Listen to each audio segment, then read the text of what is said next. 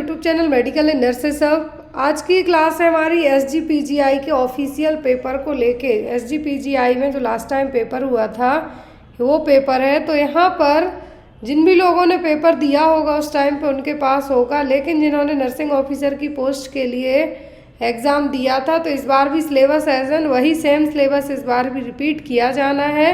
100 question आने हैं जिसमें आपके नॉन नर्सिंग 40 रहेंगे और बाकी नर्सिंग के 60 रहने वाले हैं। तो आज की क्लास में जो अलग अलग शिफ्ट में SGPGI का पेपर हुआ था सभी के मिक्सड अप क्वेश्चन है और इस बार भी डेट है जो आ गई है SGPGI एग्ज़ाम के लिए नर्सिंग वालों के लिए। तो जिन्होंने भी अभी तक एडमिट कार्ड डाउनलोड नहीं किए हैं प्लीज़ वेबसाइट पे जाके अपने एडमिट कार्ड डाउनलोड कीजिए। जिनका भी एग्ज़ाम है अभी जुलाई में ही आपका पेपर है, आई थिंक 14 और 15 तारीख को पेपर है। सॉरी, नर्सिंग वालों का पेपर 16 जुलाई को होने वाला है, 4:30 से 6:30 के बीच में जो टाइमिंग भी दे रखी है 4:30 to 6:30 तक। मैं यहाँ पे आपको एग्ज़ाम डेट है जो लिख देती हूँ। एग्ज़ाम डेट है आपकी 16 जुलाई 2024। यहाँ पे इवन इन्होंने टाइमिंग भी दे रखी है कि 4:30 से 6:30 तक है जो आपका पेपर होने वाला है। और यहाँ पर जो भी लोग पेपर देने वाले हैं मैं बता दूँ आपको अपकमिंग टाइम में जो सेम एज वही सिलेबस है जो लास्ट टाइम रहा था। मैंने विद सिलेबस यहाँ पे आपको इसलिए ऐड किया, आप लोग ऑलरेडी पढ़ चुके हैं बट फिर भी तो जिन्होंने यदि ESIC का पेपर नहीं देखा देख लें। यदि उस लेवल का आपको पेपर आ गया तो भी आपको प्रिपेयर्ड रहना है और यदि जैसे पहले आए वैसा है तो भी आपको GI के लिए जो लोग यदि एडमिनिस्ट्रेशन या फिर यहाँ पे रिसर्च भी आनी है आपको और साथ ही साथ आपको मैनेजमेंट सुपरविज़न से भी क्वेश्चन आने हैं। तो इसके लिए क्योंकि आपको इन सब चीज़ों के बेस्ड ज़्यादा मटेरियल मिल नहीं पाता है तो यहाँ पे आप जो पुराने पेपर होते हैं उनसे वाले क्वेश्चन हैं जो बहुत अच्छे से पढ़ सकते हैं और आपके लिए ईजी भी रहेंगे। ईजी मैंने इसलिए कहा क्योंकि जो क्वेश्चन आते हैं आपको स्पेशली एडमिनिस्ट्रेशन से या फिर आपके क्वेश्चन जो रिसर्च से आते हैं तो अब ESIC के पेपर में बहुत अच्छे अच्छे क्वेश्चन आए थे तो आप वो भी एक बार रिव्यू कर लीजिए। तो आपको 60% नर्सिंग से आना है, बाकी 40% में आपकी जनरल इंग्लिश, GK, रीजनिंग और मैथ है जो मैथमेटिकल एप्टीट्यूड आने वाला है। तो यहाँ पे पेपर है जो प्रीवियस कंडक्ट करवाया गया था। तो यहाँ पे चलिए इस पेपर को हम देखते हैं। फर्स्ट क्वेश्चन है यहाँ पर aluminium U shaped splints can be used in case of an. और एक चीज़ और, जो भी लोग अपकमिंग टाइम के लिए MP ESB की तैयारी कर रहे हैं मतलब कि ग्रुप 5 के लिए तैयारी कर रहे हैं उनके लिए पूरा स्टडी मटेरियल अवेलेबल है। आपको डायरेक्ट मेरे WhatsApp नंबर के थ्रू वो है जो मिल जाएगा। और जो भी लोग बुक ऑर्डर करना चाहते हैं वो बुक ऑर्डर कर सकते हैं। हमारी ऑफिशियल बुक बहुत ही अच्छी बुक है, जिन जिन के पास भी पहुंच गई है उनके रिव्यू बहुत अच्छे आए, बहुत ही जल्दी आपको चैनल पर है जो शेयर भी कर दिए जाएंगे। तो जो भी लोग बुक को ऑर्डर करना चाहते हैं प्लीज़ ऑर्डर कीजिए। बहुत ही अच्छी बुक है, बहुत सारे क्वेश्चन पेपर है, मॉडल पेपर है, बेस्ड ऑन योर सिलेबस है और आप एग्ज़ाम डेट के दिन ही ऑर्डर करेंगे तो बुक को आपके पास पहुंचाना मेरे लिए भी थोड़ा सा कठिन हो जाएगा। तो यदि आप चाहते हैं कि किसी भी स्टेट के लिए आप तैयारी कर रहे हैं तो बुक आपके लिए बहुत ही ज़्यादा हेल्पफुल रहेगी। पहले क्वेश्चन में कहा गया है कि aluminium U shaped splint can be used in case of an. तो एल्यूमिनियम यू शेप्ड स्प्लिंट किसके लिए यूज़ किए जाते हैं? रिस्ट इंजरी में, फोरआर्म इंजरी में, फिंगर इंजरी में कि एल्बो इंजरी में? कहाँ पे है जो एल्यूमिनियम यू शेप्ड स्प्लिंट को यूज़ किया जाएगा? तो aluminium U shaped splint use होते हैं फिंगर इंजरी में। इस तरीके से देखिए, अब आपको इमेज बेस में भी पूछा जा सकता है और डायरेक्ट भी पूछा जा सकता है। ये एल्यूमिनियम यू शेप्ड स्प्लिंट है, यदि फिंगर में कुछ फ्रैक्चर हो जाए, फिंगर इंजरी हो जाए तो उसको और ज़्यादा कंडीशन बस्ट आउट होने से रोकने के लिए इस तरीके के एल्यूमिनियम यू शेप्ड इसलिए क्योंकि ये टर्न हो जाएंगे। यहाँ से जो हिस्सा दिख रहा है यहाँ से टर्न हो जाएंगे based on your finger size. ये अलग अलग साइज के हैं जो अवेलेबल रहेंगे।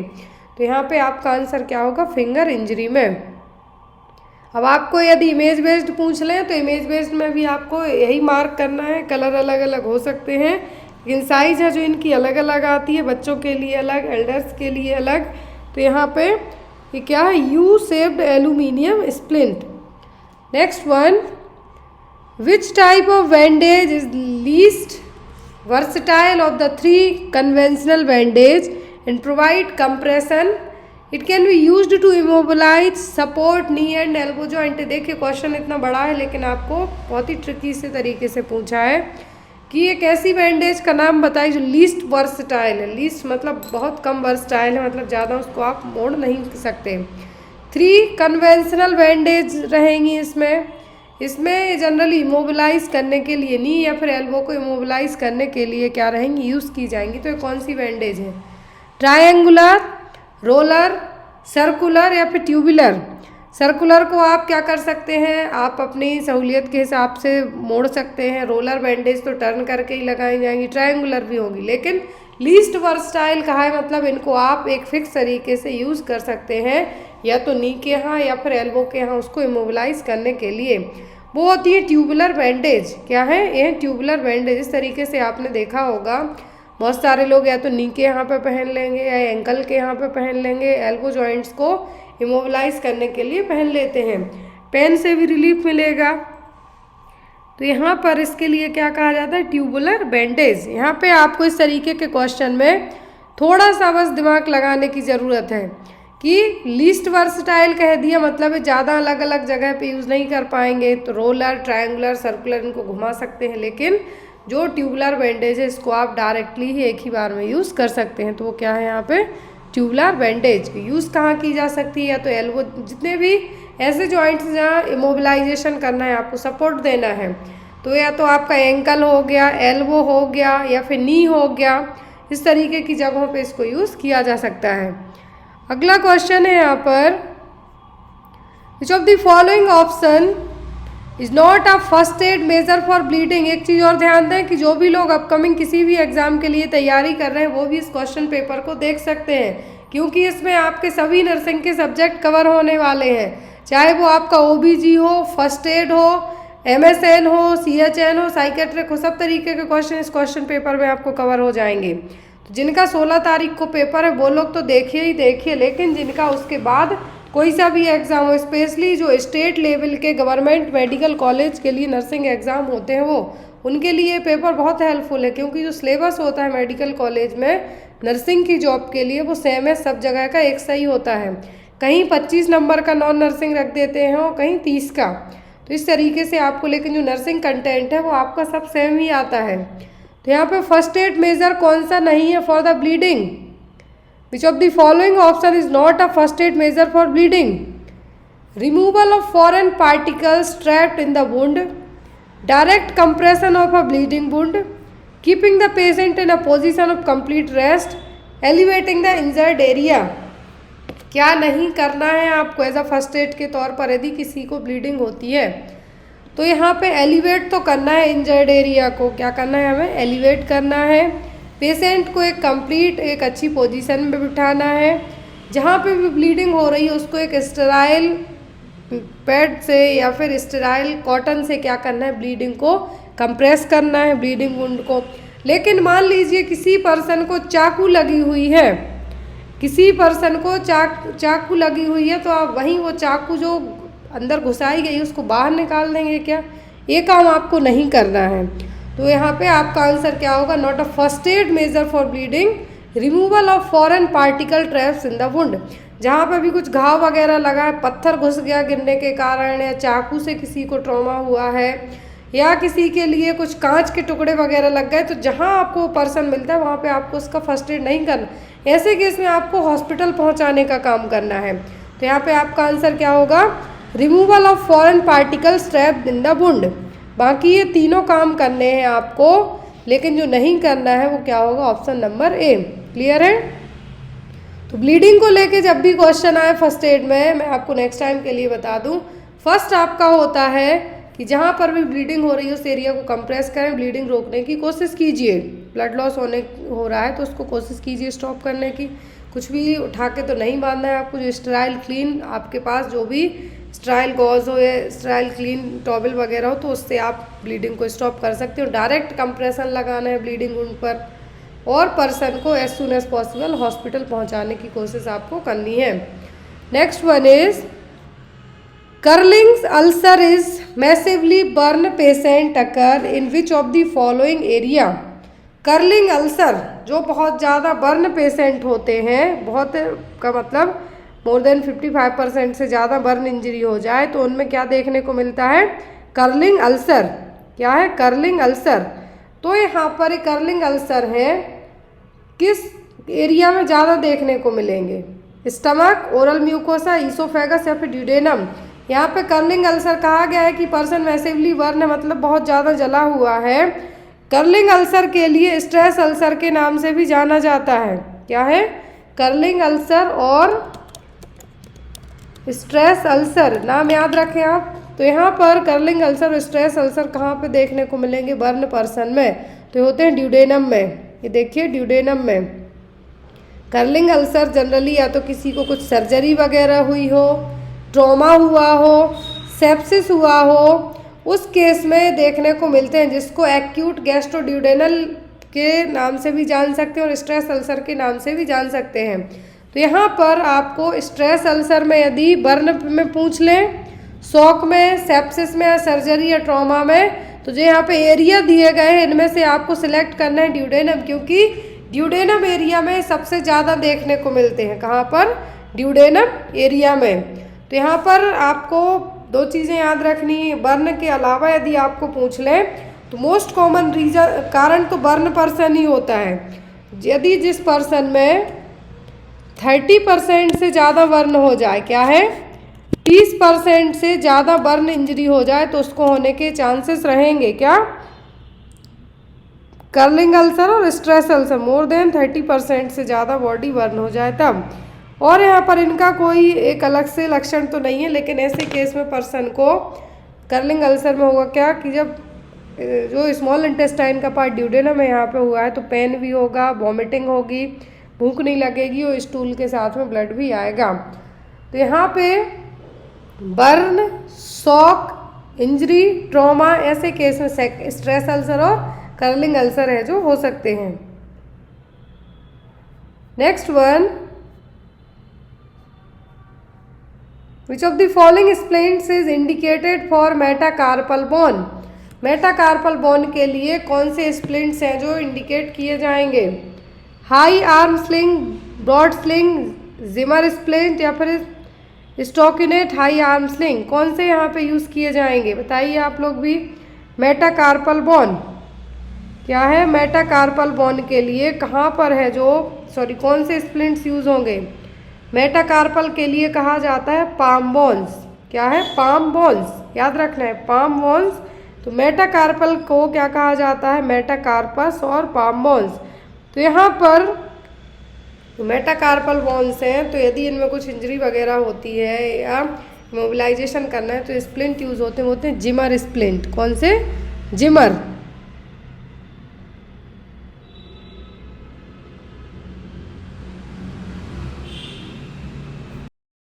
स्प्लिंट का मतलब है यहाँ पर जो जिम वाले पर्सन बाइक वगैरह चलाने के लिए यूज़ करते हैं, यहाँ पर वही है। स्लिंग तो वो है यदि कुछ फ्रैक्चर वगैरह हो जाए, सपोर्ट देने के लिए यूज़ करवाना है, तो यहाँ पे आपके स्लिंग है जो नहीं होंगे। यहाँ पर क्या होगा? स्प्लिंट यूज़ किया जाएगा और वो कहलाएगा Zimmer splint. Next one is first nursing school of India is open in. तो भारत का पहला नर्सिंग स्कूल कहाँ पे ओपन हुआ था? कर्नाटका, मद्रास, मैसूर या फिर केरला में। फर्स्ट नर्सिंग स्कूल है जो कहाँ पे खोला गया था? तो फर्स्ट नर्सिंग ऑफ स्कूल खोला गया था मद्रास का जनरल हॉस्पिटल। फर्स्ट स्कूल जिसको कंसीडर किया गया था कब? 1871 में। कब हुआ था? 1871 में। जो पहला नर्सिंग के लिए as a first nursing school के तौर पे कंसीडर किया गया था वो थी गवर्नमेंट जनरल हॉस्पिटल मद्रास। यहाँ पर 6 मंथ का डिप्लोमा कोर्स से स्टार्टिंग की गई थी, जो 4 स्टूडेंट्स के साथ में। किसके साथ में? 4 स्टूडेंट्स के साथ में। नेक्स्ट है यहाँ पर पेपर है आपका, तो इस क्वेश्चन में पूछा गया था उस टाइम पर यूनियन हेल्थ मिनिस्टर उस टाइम पर कौन थे? मनसुख लाल मांडविया। कौन थे? मनसुख लाल मांडविया। अभी यदि रिसेंट में अब आपको नाम याद रखना है 2024 में, 2024 में कौन बन गए हैं? जेपी नड्डा। ये मैंने ऐड कर दिया है, पुराना पेपर है, तो यहाँ पे भी आप इसमें भी चाहें तो इसमें भी ऐड कर सकते हैं। इसमें भी मैंने यहाँ पे आपको ऐड कर दिया कि करंट यूनियन हेल्थ मिनिस्टर कौन है, JP Nadda, Jagat Prakash Nadda. Next one is which vaccination required all visitor traveling from India to Kenya, Uganda, Rwanda, Nigeria, Mali and Ghana and Ethiopia are required to be vaccinated against which vaccine with an international certificate providing so। तो एक ऐसी कौन सी vaccine है जो लोग भारत से Kenya जाते हैं, युगांडा जाते हैं, नाइजीरिया जाते हैं, घाना जाते हैं, यूथोपिया जाते हैं, ऐसे कंट्रीज़ में जाते हैं, तो कौन सी वैक्सीन लगवाना ज़रूरी है? ऑप्शन में है आपको yellow fever vaccine, measles vaccine, chicken pox vaccine या फिर रूबेला वैक्सीन। तो यहाँ पर जो वैक्सीन है क्या है, जो वैक्सीन है वो कौन सी वैक्सीन होगी? Yellow fever vaccine. कौन सी? Yellow fever vaccine. Yellow fever एक वायरल इन्फेक्शन है, जो भी लोग साउथ अफ्रीकन कंट्रीज़ में और अफ्रीकन कंट्रीज़ में होने के चांसेस इसके ज़्यादा होते हैं, इसीलिए जो भी लोग भारत से यदि जाते हैं तो यहाँ पर येलो फीवर वैक्सीन है जो लगवाई जाती, मैंडेटरी है। मैंडेटरी का मतलब है कि ऐसे देश हैं जो अफ्रीकन कंट्रीज़, वहाँ पर ये वैक्सीन क्या है, मैंडेटरी है। जो घाना हो गए, यूथोपिया, युगांडा, ये सभी क्या है, अफ्रीकन कंट्रीज़ हैं।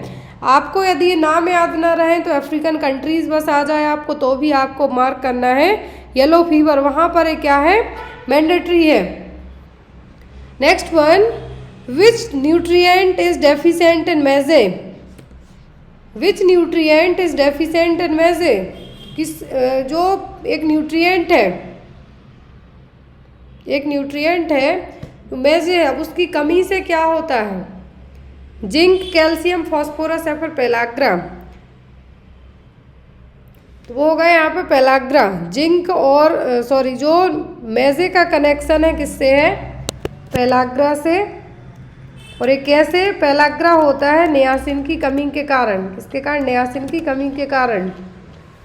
Next one, yellow dustbin is used for. तो येलो डस्टबिन से क्वेश्चन एग्जाम में अभी आया था यूपीएससी में, इतना जो सीधा सा क्वेश्चन तो नहीं था, उसमें 4-5 आइटम दिए गए थे। तो येलो डस्टबिन में जो भी ह्यूमन एनाटॉमिकल वेस्ट होता है वो, लेकिन साथ ही साथ यदि ह्यूमन बॉडी के कुछ फ्लूइड्स या कुछ ह्यूमन बॉडी के कुछ सीक्रेशन वगैरह रह गए हो तो वो वेस्ट येलो कलर के डस्टबिन में जाता है। तो यहाँ पर तो ऑप्शन में आपको क्या है, एनाटॉमिकल वेस्ट, केमिकल वेस्ट और A&B या फिर NS बॉटल। तो यहाँ पे आपका आंसर होगा एनाटॉमिकल वेस्ट। क्या होगा? Anatomical waste. एक और क्वेश्चन है आपको, क्वेश्चन में कहा गया है name of the sign according to the image. ये साइन बताइए कौन सा साइन है?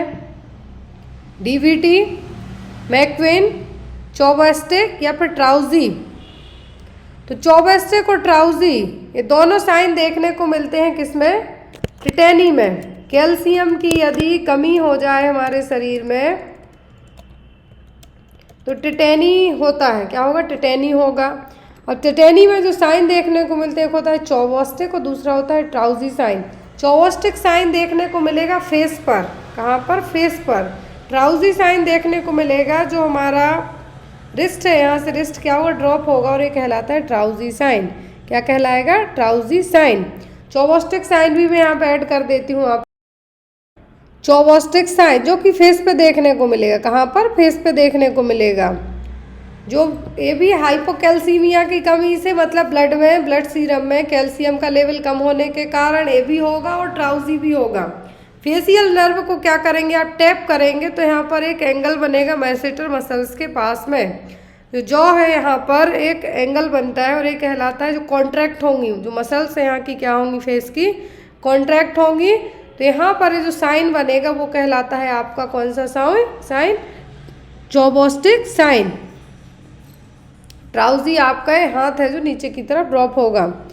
Next one, which drug is used for the prevention of postpartum haemorrhage? PPH को मेंटेन करने के लिए कौन सी ड्रग दी जाती है? Magnesium sulphate, oxytocin, calcium carbonate या फिर हेपेरिन? तो यहाँ पर PPH के लिए PPH कंसीडर कब किया जाता है? जब आफ्टर डिलीवरी के विदिन 24 आवर में more than 500 ml blood loss हो जाए। क्या है, more than 500 ml blood loss हो जाए तब कंसीडर किया जाएगा क्या, PPH। अब यहाँ पर इसको मैनेज करने के लिए जो ड्रग दी जाती है वो होती है ऑक्सीटोसिन। क्या होगी, ऑक्सीटोसिन होगी ये।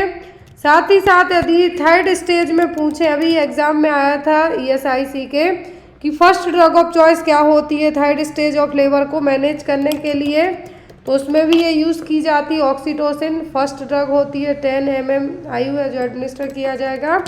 MgSO4 एक्लेम्सिया में यूज़ किया जाएगा, किसमें, किया जाएगा एक्लेम्सिया एंड प्री एक्लेम्सिया में। प्री एक्लेम्सिया का मतलब क्या होगा,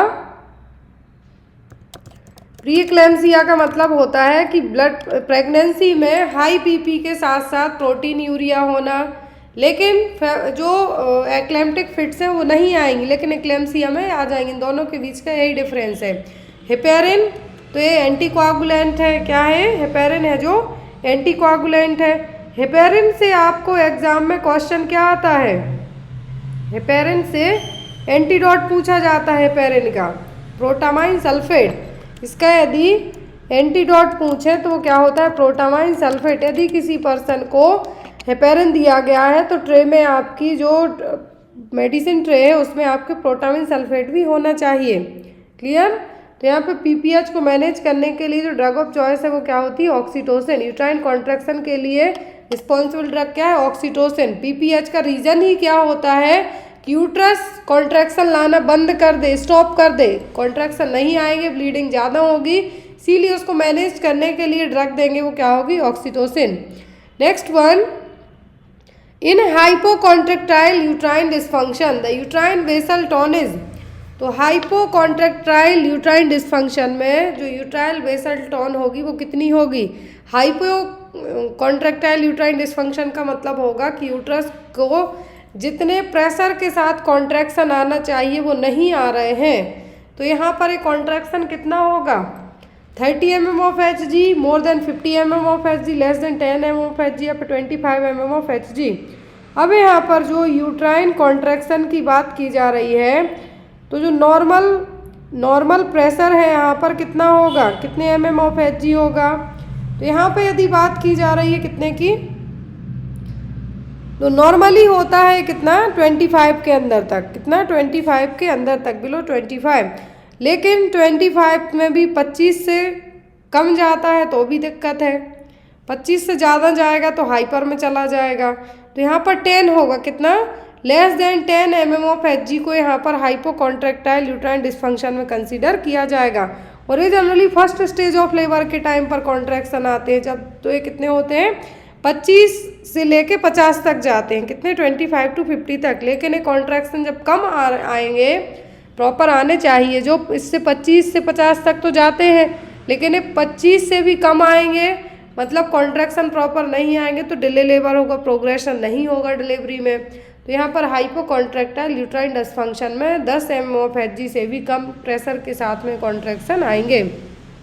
next is, fetal head initially engaged correctly but fails to rotate and remains in transverse position, this is called। तो fetal का head है क्या, initially engage है correctly लेकिन रोटेट नहीं हो पा रहा है तो ट्रांसवर्स पोजीशन में ही रह जाएगा, ये क्या कहलाएगी, transverse line, occipito posterior position, occipito transverse position, या फिर ऑब्लिक लाइन। तो यहाँ पर यदि बेबी फीटल का हेड शुरुआत में तो सही तरीके से इंगेज था लेकिन बाद में रोटेट नहीं हो पा रहा, ट्रांसवर्स पोजीशन में ही रह गया, तो ये पोजीशन तो ट्रांसवर्स ही हो गई। अब इंगेजमेंट पहले सही से हो रहा था लेकिन अब रोटेशन नहीं हो रहा है तो ये कहलाएगा ऑक्सीपिटो ट्रांसवर्स पोजीशन है। देखिए यहाँ पर राइट ऑक्सीपिट एंटीरियर में रोटेशन हो जाएगा इंगेजमेंट के दौरान, लेकिन यहाँ पर ड्यूरिंग द लेबर के टाइम पर क्या है, रोटेशन नहीं होगा, तो ये कहलाएगा ऑक्सीपिटो ट्रांसवर्स पोजीशन। अभी लेफ्ट साइड मूव की है तो लेफ्ट साइड हो जाएगा, राइट साइड है तो राइट साइड हो जाएगा। Next one is the main intervention of a nurse during the second stage of labour. Second stage of labour में मेन आपका इंटरवेंशन क्या होगा, bearing down efforts, controlled contraction, encouragement to empty the bladder या फिर administering pain relief. Second stage of labour में होता क्या है, बच्चा बाहर आता है, क्या होगा, बच्चा बाहर आता है, तो उस दौरान किसी भी लेडी क्लाइंट को क्या कहा जाता है, पुश करने के लिए कहा जाता है, क्या कहा जाता है, पुश करने के लिए कहा जाएगा।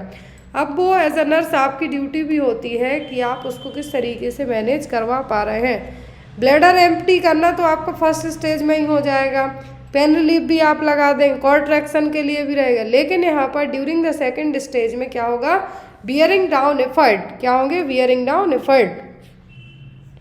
Next one is haemorrhage in pregnancy that occurs due to presence of any scar or scar tissue in the uterus which damage the endometrium, it is called. Pregnancy के दौरान जो ब्लीडिंग होती है और उस ब्लीडिंग का कारण है या तो कोई प्रीवियस स्कार या कोई प्रीवियस इंजरी हुई हो पहले यूट्रस में, उसके कारण कुछ स्कार्स रह गए हों, और उन्हीं स्कार्स के कारण यदि एंडोमेट्रियम जो यूट्रस की लाइनिंग है वो डैमेज हो जाए और उसी के कारण ब्लीडिंग हो, तो वो क्या कहलाएगी, incompetent cervix, septate uterus, bicornuate uterus या फिर एसरमैन सिंड्रोम।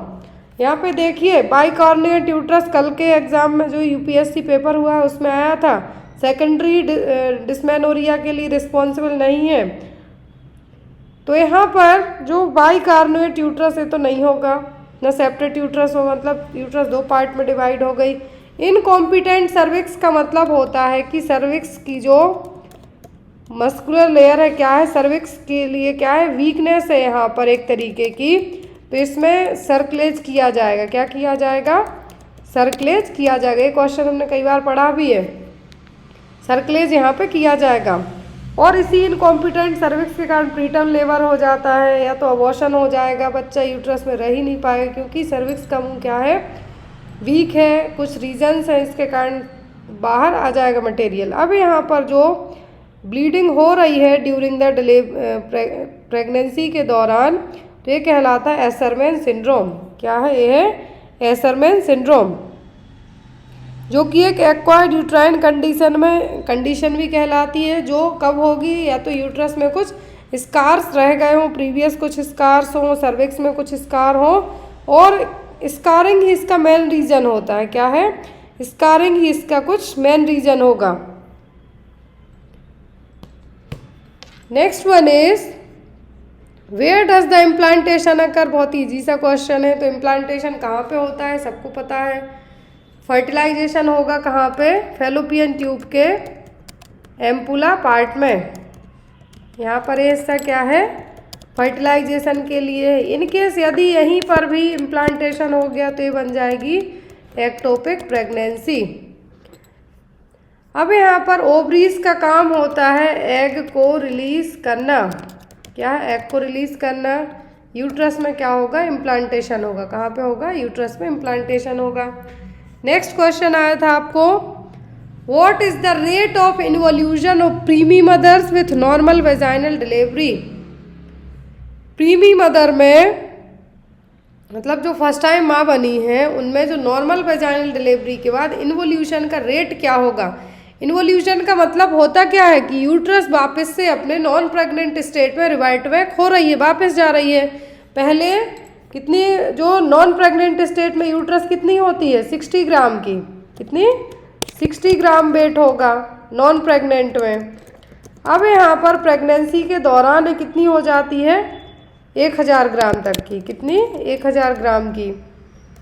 तो इस 1000 ग्राम को वापस जाने के लिए जो ड्यूरेशन एक कंसीडर किया जाता है 60 ग्राम में कंसीडर वापस होने के लिए, तो यहाँ पर वो कितना होता है, 6 वीक का टाइम दिया जाता है। वो क्या कहलाता है, 6 वीक का टाइम पर पीरियम। क्या होगा, पर पीरियम। लेकिन इनिशियल टाइम में यूट्रस है जो फास्ट तरीके से इन्वोल्यूट होगी, रेट है वो क्या होगा, ऑप्शन में है 0.95 to 1.6 centimetre per day, 3 centimetre per day, 1.5 to 2.5 centimetre per day, या फिर 0.5 सेंटीमीटर पर डे।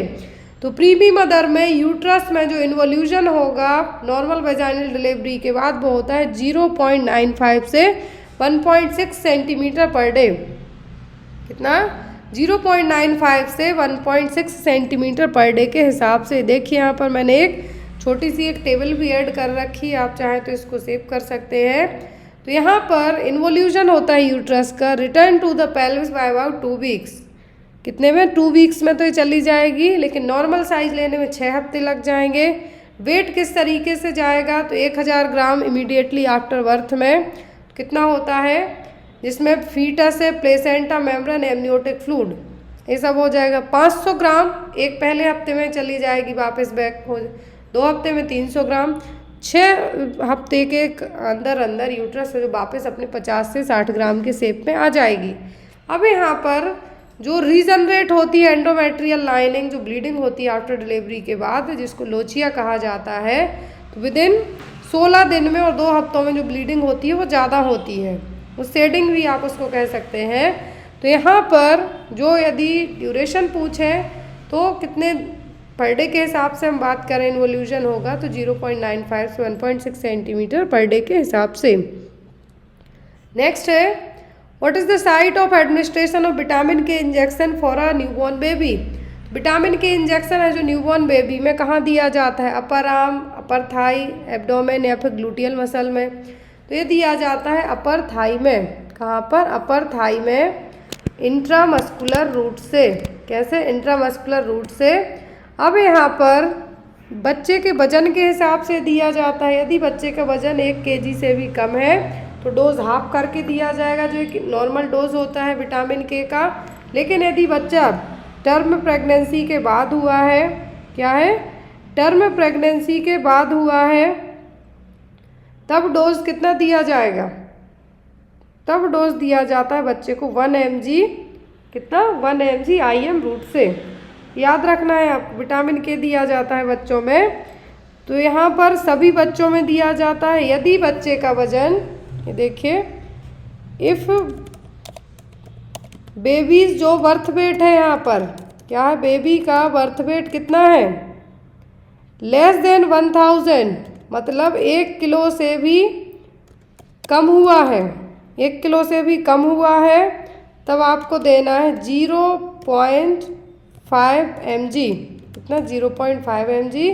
लेकिन बच्चे का वजन 1000 ग्राम से ज़्यादा है, तब आपको कितना देना है? 1 mg IM, दोनों में IM ही आएगा। क्लियर? ये मैंने आपको आपकी सहूलियत के हिसाब से ऐड कर दिया है। नेक्स्ट वन इज, और विटामिन के क्यों दिया जाता है? ब्लीडिंग को प्रिवेंट करने के लिए। Next one, long term uses of which of the following medicine can change normal gut flora and increase the chance of growth of Clostridioides difficile leading to chronic diarrhoea. यदि लंबे समय तक आप थोड़ी से भी बीमार हुए, आपने कौन सी मेडिसिन दी जिसके कारण जो आपके गट फ्लोरा है वहाँ के क्या होंगे? वो नॉर्मल गट फ्लोरा ख़त्म होते जाएंगे धीरे धीरे, और साथ में वहाँ पर जो क्लोरेस्टिडॉइड्स डेफिसाइल है, जो कि एक तरीके का डायरिया कॉज करता है, क्रॉनिक डायरिया, मतलब 2-2, 3-3 हफ्तों तक डायरिया चलेगा, उसके लिए तो वो क्या रीज़न होगा? डायबिटिक ड्रग्स के कारण, एनाल्जेसिक, साइकेट्रिक ड्रग या फिर एंटीबायोटिक्स। तो जो हमारे नॉर्मल गट फ्लोरा हैं वो हमारे लिए हेल्पफुल भी होते हैं। लेकिन यदि आप लंबे समय तक कोई भी एंटीबायोटिक लेते हैं, लॉन्ग टर्म तक यूज़ करते हैं कोई भी एंटीबायोटिक, तो जो आपके गट फ्लोरा हैं क्या है? वो ख़त्म हो जाएंगे। जब वो ख़त्म होंगे तो आपकी बॉडी में जो इंटेस्टाइन को मजबूत करने के लिए हेल्पफुल जो बैक्टीरिया हैं, कुछ अच्छे बैक्टीरिया भी हमारे शरीर में होते हैं, उनको भी मार देंगे। अच्छे बुरे के साथ साथ अच्छे भी मर जाएंगे, क्योंकि एंटीबायोटिक को पहचान नहीं है कि हमें कौन से बैक्टीरिया मारना। उसका तो काम होता है धड़ाधड़ जो भी अंदर बैक्टीरिया हैं सबको निपटा दो। अब यदि उन जो गट फ्लोरा है, नॉर्मल गट फ्लोरा, वो तो चेंज होंगे ही होंगे, साथ में क्लोरेस्टिडॉइड्स की ग्रोथ को बढ़ा देंगे, डेफिसाइल की ग्रोथ को, इसके कारण लंबे समय तक डायरिया रह सकता है। तो क्या है? एंटीबायोटिक। इसीलिए डॉक्टर के बिना प्रिस्क्रिप्शन के एंटीबायोटिक नहीं लेना है। इवन अब तो गवर्नमेंट का रूल भी आ गया है कि डॉक्टर्स भी बिना टेस्ट के एंटीबायोटिक प्रिस्क्राइब नहीं कर सकते हैं। क्लियर? अगले क्वेश्चन की तरफ मूव करें। नेक्स्ट है, पैरासाइट डेंसिटी इंडेक्स इंडिकेट्स। तो पैरासाइट डेंसिटी इंडेक्स क्या इंडिकेट करेगा? ऑप्शन है, the number of death in a given population, the average degree of parasitaemia in a sample of well defined group of the population, the percentage of infant below the age of 1 year, या फिर the number of sick people in given population. क्या होगा यहाँ पर? Parasite density index क्या indicate करेगा? तो parasite जो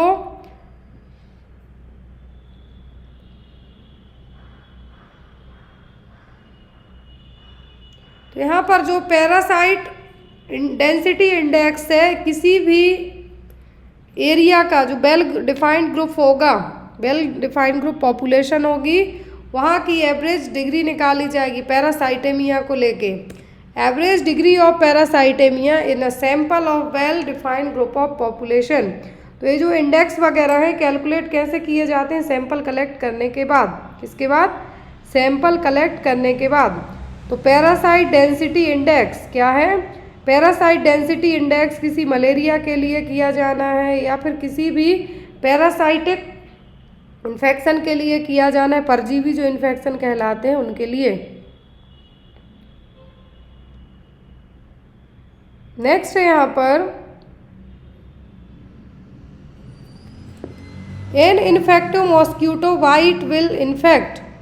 तो इन्फेक्टिव मॉस्क्यूटो यदि काटेगा तो कौन सी सेल्स अफेक्ट होंगी? Coagulation, plasma, white blood cells या फिर रेड ब्लड सेल्स? तो यहाँ पे कौन अफेक्ट होंगी? Red blood cells. What is the another name for levonorgestrel? Levonorgestrel का दूसरा नाम क्या है? नोवा, कॉपर T380, मिरेना या फिर लिपेज लूप। लेवोनोजेस्ट्रॉल यहाँ पे नाम देखिए, आपको लास्ट टाइम क्वेश्चन आया था लेवोनोजेस्ट्रॉल के अलावा आपको लास्ट टाइम एक क्वेश्चन पूछा गया था जिसमें आपको छाया का दूसरा नाम पूछा गया था। छाया, सहेली, सेंटोक्रोम वो नाम पूछा गया था। बनती कहाँ पे है ये भी आपको पूछा जा सकता है। तो यहाँ पर ऐसे ही किसका नाम है? लेवोनोजेस्ट्रॉल का। इसका दूसरा नाम है क्या? Plan B. क्या है? किसको प्लान बी के नाम से भी जाना जाता है और ये मिरेना के नाम से भी जानी जाती है। किसके नाम से? मिरेना।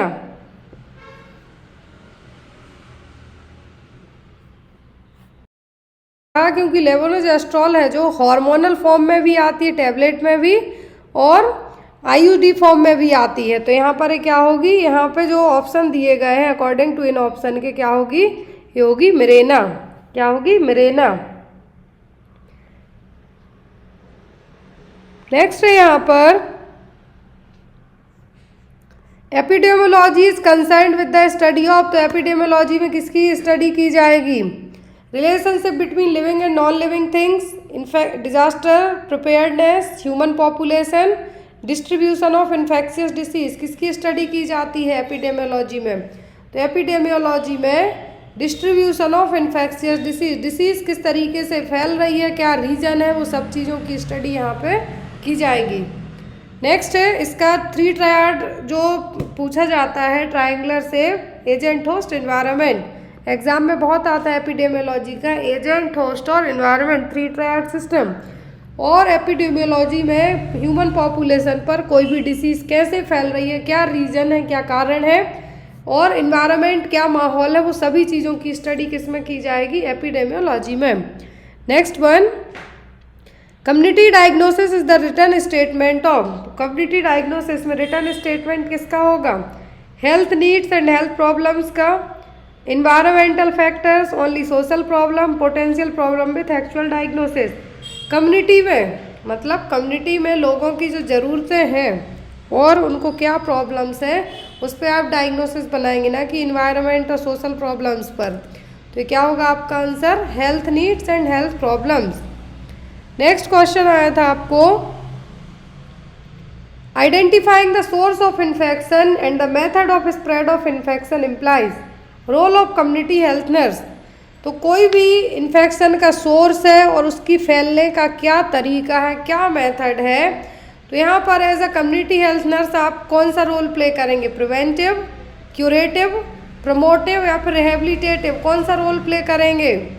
सोर्स ऑफ इन्फेक्शन क्या है, method of spread of infection क्या है, कहाँ से क्या कारण है और ये कैसे फैल रहा है, तो आप as a preventive role play करेंगे। कौन सा? प्रिवेंटिव रोल, ताकि आपको यदि पता चलेगा तो आप दूसरों को होने से भी ये रोक सकते हैं। पहले प्रिवेंटिव कर लेंगे तो आपको प्रमोटिव और क्यूरेटिव की ज़रूरत ही नहीं पड़ेगी। तो यहाँ पे आपका आंसर क्या होगा? Preventive role. नेक्स्ट वन है question, scalpels sutures needle and blades are segregated into which color bag? तो जो स्कैल्पल है, सूचर है, निडल है, ब्लेड्स है, मतलब जितने भी शार्प इंस्ट्रूमेंट है, सॉरी शार्प यहाँ पर आइटम है, वो कहाँ पे आप सेग्रीगेट करेंगे, अलग करेंगे? Blue coloured semi transparent bag में, white colour puncture proof container, yellow colour non chlorinated plastic bag या फिर red colour non chlorinated plastic bag. तो रेड और येलो को तो छोड़ दीजिए, यहाँ पे हमेशा वाइट कलर का बैग है जो यूज़ किया जाएगा, तो वो होगा white colour puncture proof container. क्या होगा? White colour puncture proof container. Next is the patient is kept in a way and additional precaution are taken to prevent spread of germs, this is called. तो यहाँ पर किसी भी मरीज को कोई एक बीमारी से आपको क्या करना है? बचाना है। कुछ एडिशनल प्रिकॉशन ले रहे हैं आप कि जो जर्म्स और माइक्रो ऑर्गेनिज्म है वो स्प्रेड आउट ना हो। तो यहाँ पर क्या है? Isolation nursing, modular nursing, primary या फिर वेरियर नर्सिंग। यहाँ पे कहा है patient is kept in a way and additional precaution, मरीज को ही आप अलग रखते हैं कि जो जर्म से स्प्रेड ना हो, प्रिवेंट करना है आपको, तो ये कहलाती है बैरियर नर्सिंग। क्या कहलाएगी? Barrier nursing. Next one, which of the following is the main purpose of chest physiotherapy? तो यहाँ पर चेस्ट फिजियोथेरेपी का पर्पस क्या होता है? To clear mucus from the nose, to clear blood from the lungs, to clear mucus from the lungs या फिर to clear infected blood from vital organs like the heart and the lungs. Chest physiotherapy क्यों दी जाती है? Chest physiotherapy उनको दी जाती है जिनको कफ वगैरह ज़्यादा बनने लगता है, कफ ज़्यादा बन रहा है या फिर म्यूकस का कलेक्शन हो रहा है, उसको रिमूव करने के लिए। मेन पर्पस क्या होता है चेस्ट फिजियोथेरेपी का? कि लंग्स से म्यूकस को क्लियर करना है। क्या है? लंग्स से म्यूकस को क्लियर करना है। तो यहाँ पे आपका आंसर क्या होगा? To clear mucus from the lungs. का पर्पस क्या होता है? कि लंग्स से जो भी म्यूकस है, जो भी कफ जम रहा है, उसको बाहर निकालना। Next one is chest physiotherapy से आपको एग्जाम में बहुत सारे क्वेश्चन आ सकते हैं। चेस्ट फिजियोथेरेपी में जनरली पल्मोनरी सीक्रेशन को मोबिलाइज करने के लिए दी जाती है। किसके लिए? जो पल्मोनरी सीक्रेशन है उसको मोबिलाइज करने के लिए दी जाएगी। जो भी लंग्स आपके ज़्यादा मात्रा में जो भी म्यूकस वगैरह बना रहे हैं उसको रिमूव करने के लिए की जाएगी। Next one is which of the following is not a function of electrolyte? तो इलेक्ट्रोलाइट का काम क्या नहीं है?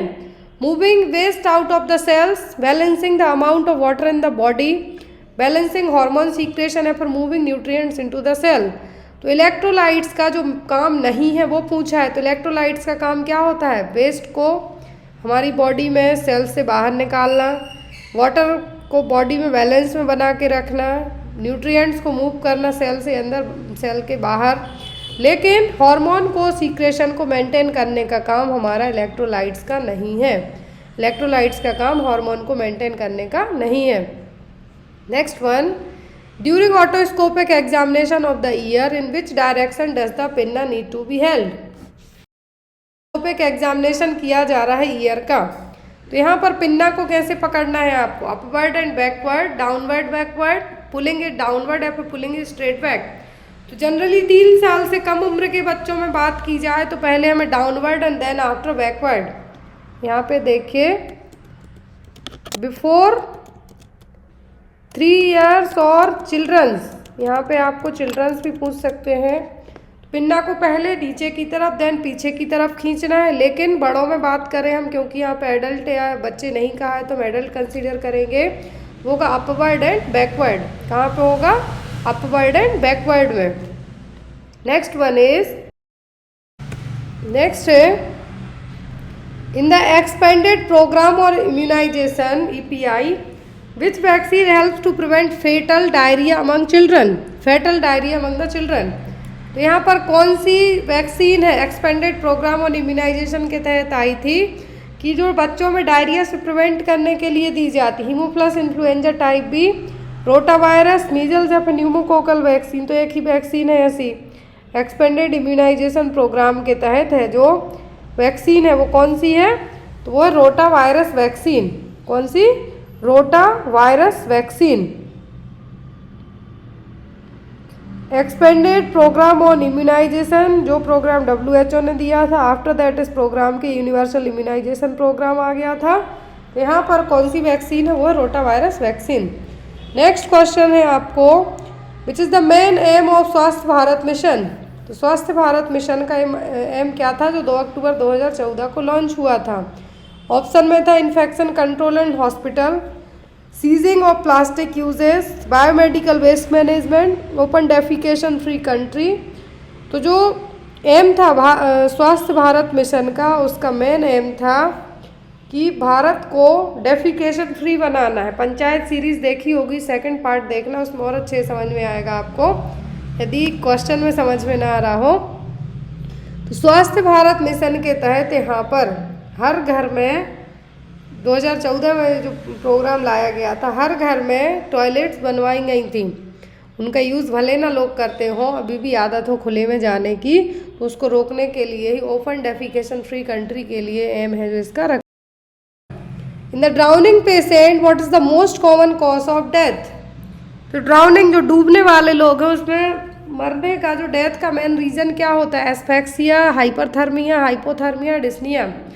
हाइपोथर्मिया के कारण लोग जब मरेंगे, जब उनको किसी ठंडे पानी में, जो शिप वगैरह डूबती हैं या बहुत ठंडा वेदर हो उस दौरान। लेकिन कॉमन रीज़न होता है एस्फेक्सिया, दम घुटना, क्या कहेंगे आप जिसको, दम घुटना। तो ड्राउनिंग पेशेंट में जो डूबने के कारण जो डेथ होती है, उनका एक मेन रीज़न होता है, वो होता है एस्फेक्सिया, दम घुटने के कारण। Next one, for the sterilisation to operation theatre what gas और मेथड यूजिंग। तो स्टरलाइजेशन, ओटी को स्टरलाइज करने के लिए कौन सी मेथड यूज़ की जाती है, ऑटोक्लेविंग, फ्यूमिगेशन, रेडिएशन या फिर इरिगेशन। तो ऑपरेशन थिएटर को स्टरलाइज करने के लिए जो मेथड अपनाई जाती है और जो गैस अपनाई जाती है वो होती है फ्यूमिगेशन, फॉर्मेल्डिहाइड गैस। यहाँ पे गैस का नाम पूछे तो क्या है, फॉर्मेल्डिहाइड गैस। लेकिन यहाँ पे प्रोसेस पूछे तो वो कहलाती fumigation process. Next one, all are the non psychotic substances except, सभी नॉन साइकोटिक सब्सटेंस हैं किसी एक को छोड़कर, नारकोटिक्स, ओपियोइड्स, एस्प्रिन या फिर मॉर्फिन।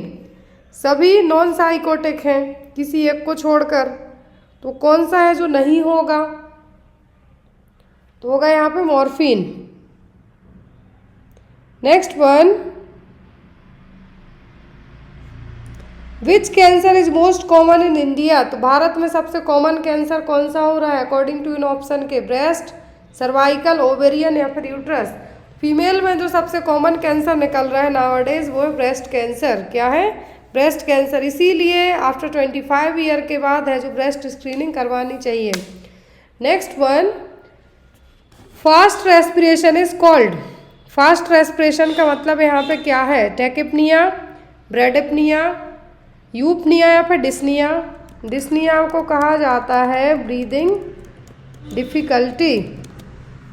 यूपनिया मतलब कि नॉर्मल रेस्पिरेशन। ब्रेडिपनिया मतलब 16 से भी कम जा रही हो, जो रेस्पिरेटरी रेट है वो बिलो 16 से कम जा रही हो। टेकिपनिया का मतलब होता है फास्ट रेस्पिरेशन। क्या है, फास्ट रेस्पिरेशन। यदि रिदम में पूछे कि जो रिदम है रेस्पिरेशन की वो डिस्टर्ब है, तो वो कहलाती है कायमी स्ट्रोक। कायमी स्ट्रोक रेस्पिरेशन, ये आपको पूछा गया था VSIC पेपर में, ऑप्शन भी यही थे सब। Next one, difference between systolic and diastolic blood pressure. तो जो सिस्टोलिक जो अपर नंबरिंग होती है और डायस्टोलिक जो लोअर नंबरिंग होती है, उन दोनों को घटा के जो नंबर निकल के आता है वो क्या कहलाएगा, pulse pressure, pulse deficit, cardiac output या फिर टाइडल वॉल्यूम। तो डिफरेंस होता है सिस्टोलिक और डायस्टोलिक के बीच का। मान लीजिए 120 आपका सिस्टोलिक है और 80 क्या है, जो डायस्टोलिक BP है। जो लोअर नंबरिंग होती है वो 80 होती है और हाईएस्ट जो सिस्टोलिक है वो 120 होती है। तो आपका जो नॉर्मल निकल के आएगा पल्स प्रेशर वो कितना होगा, 40 mm of Hg। Clear. Next one, what is the angle of Covid swap. तो कोविड स्वैप का एंगल कितना होता है, 70 डिग्री, 40, 60 या फिर 50। तो कोविड में आप जो स्वैप कलेक्शन करते थे उस दौरान जो आप सैंपल कलेक्ट करते थे, स्वैप का एंगल किस तरीके से लिया जाता था, तो 70 डिग्री के एंगल से, किससे, 70 डिग्री से।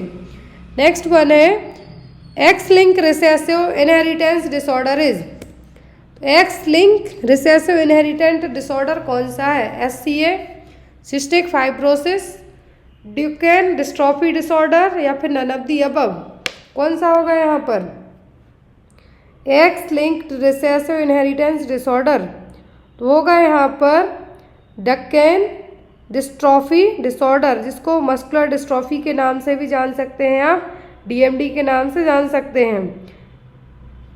Next one is for the stabilizer और immobilize hip in newborn using it, यदि हिप को बेबीज़ में, हिप को न्यूबॉर्न बेबीज़ में हिप को इमोबिलाइज करना है और स्टेबलाइज करना है, तो यहाँ पर जो एड यूज़ किए जाएंगे वो क्या होंगे, halo vest, hip spica cast, skeleton traction, या फिर नन ऑफ द अबव, तो वो होगा हिप स्पाइका कास्ट। क्या होगा, हिप स्पाइका